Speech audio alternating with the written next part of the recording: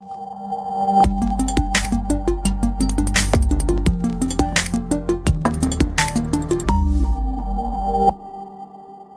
Law of Self-Defense content you are about to enjoy is presented for general educational purposes only. It does not constitute legal advice.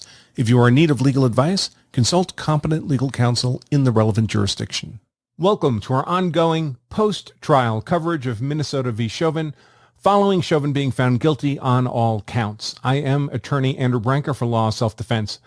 With the guilt phase of Chauvin's trial now completed, with verdicts of guilt on all counts, and that's second-degree felony murder, third-degree reckless murder, and second-degree reckless manslaughter, we now move on to the sentencing phase of the legal process. Incidentally, if you're enjoying this content on the day of publication, April 21st, 2021, you might be interested in the Derek Chauvin post-trial analysis webinar I'll be doing live with Professor William Jacobson at Legal Insurrection tonight at 8 p.m. Eastern Time. We'll each provide our own perspectives on the trial and the political dynamics surrounding the trial, as well as have live Q&A. And if that timing doesn't work, or it's already passed when you learn of it, you can also catch a recording of the webinar after the fact. Either option, live or recording, requires a free registration, which you can take care of by clicking the link below. It's free, but you do need to register.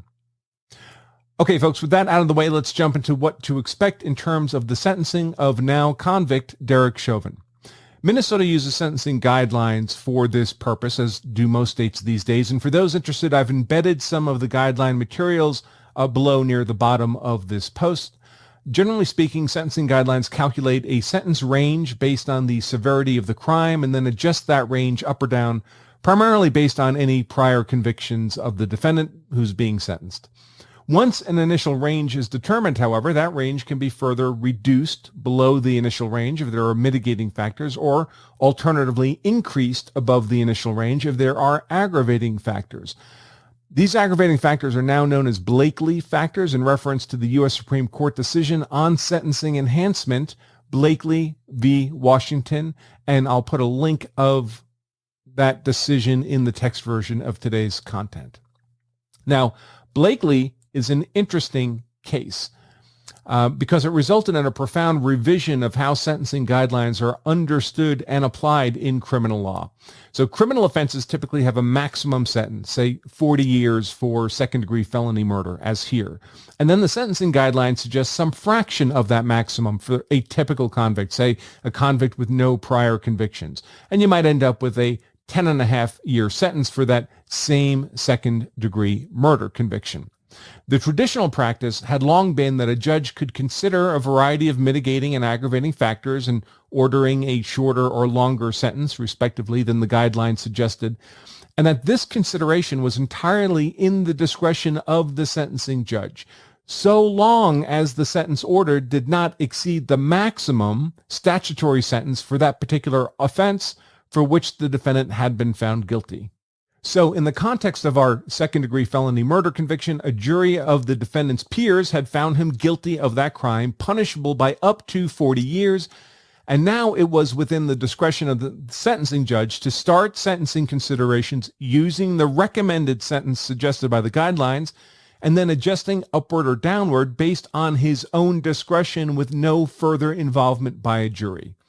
The only time further involvement of a jury would be required then would be if the judge wished to exceed the statutory maximum sentence for the crime for which the defendant had been found guilty.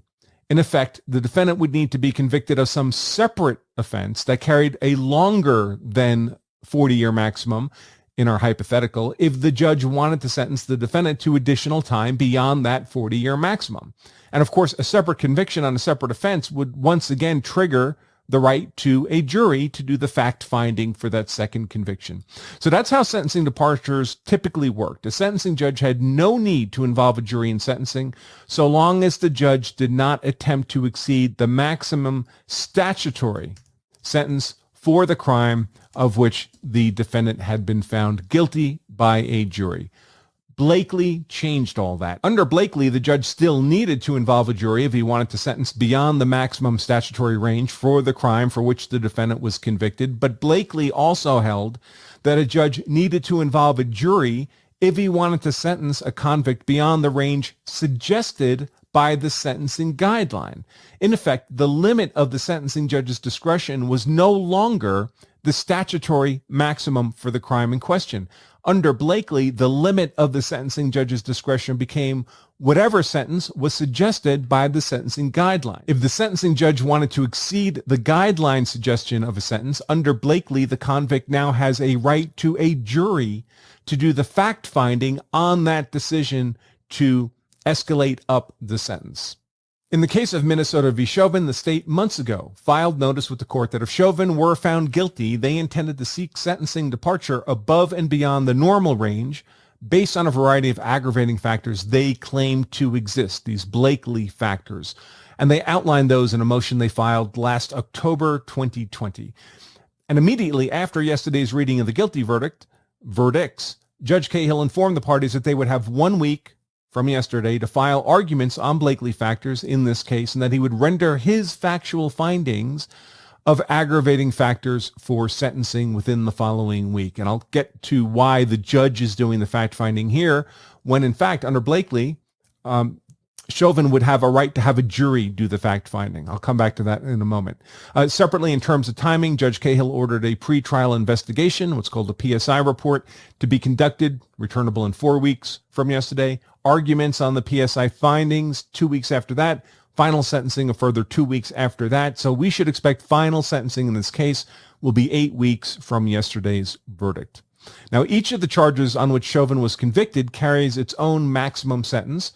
But again, the maximum is rarely imposed in the absence of prior conviction. So generally, the defendant without priors, now a convict, of course, without priors, a convict after being found guilty, can expect to be sentenced to some sizable fraction of the maximum sentence, depending on what the guidelines suggest. In the context of second-degree felony murder, the maximum sentence is 40 years in prison, and a convict without priors could expect to be sentenced to about 10 and a half years in prison.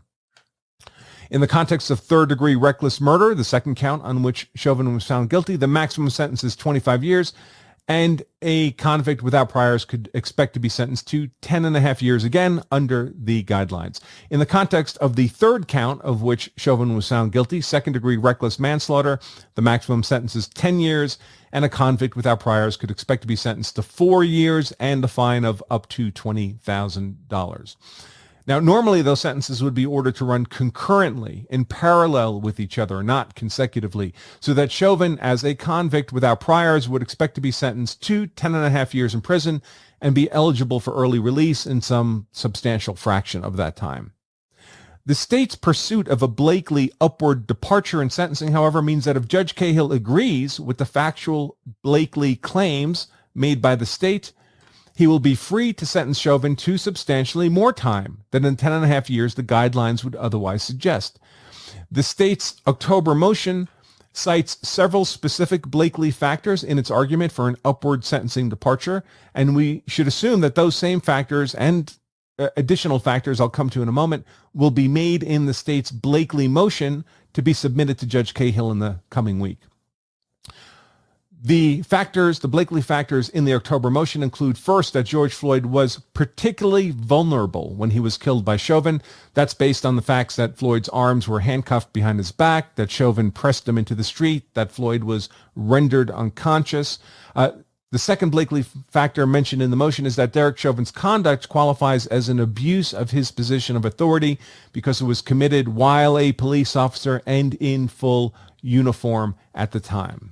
While those were the only Blakely factors mentioned in the October 2020 motion, I've mentioned there are additional Blakely factors applicable to the facts of this case, and we should expect those additional factors to be argued in this week's Blakely motion by the state. These additional Blakely factors include argument that Floyd was treated with particular cruelty, that Chauvin committed his crimes as part of a group of 3 or more persons, and that Chauvin committed his crime in the presence of and witnessed by multiple children, meaning people under the age of 18. Now, because consideration of these Blakely factors involve making findings of fact, for example, were there actually present persons under the age of 18? The defendant has a U.S. constitutional right to have a jury determine if Blakely factors have been proven. as discussed above. Alternatively, a defendant can waive this right to a jury finding on Blakely factors and instead have the sentencing judge do the fact finding on these factors.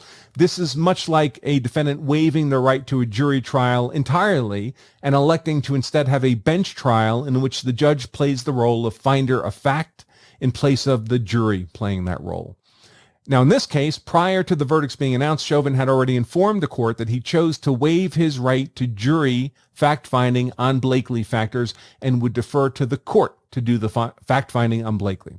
This was probably prudent. The Blakely factors only are relevant if the jury has already returned a guilty verdict, and a jury that has just returned a guilty verdict seems unlikely to be favorably disposed in the next moment to being lenient on Blakely factors.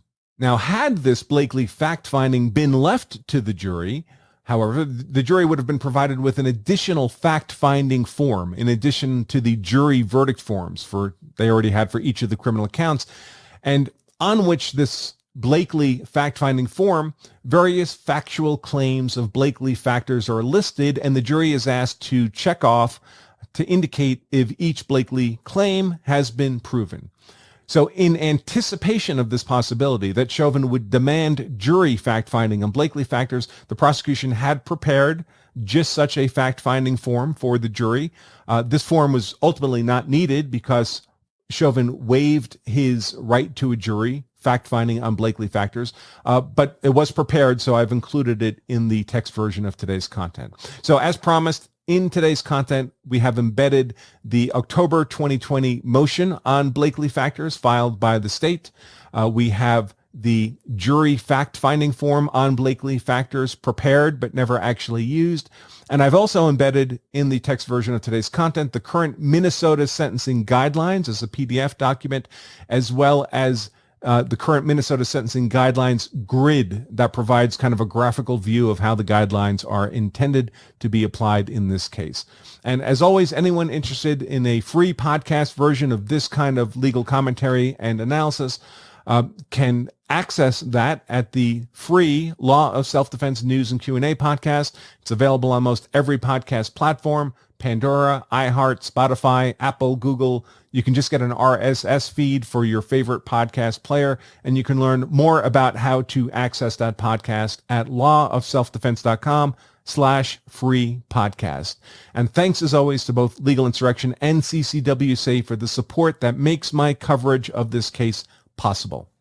All right, folks, until next time, probably until this evening when we do the post-trial analysis webinar at 8 p.m. Eastern Time. See the link for that above. I remain Attorney Andrew Branca for Law of Self-Defense. Stay safe.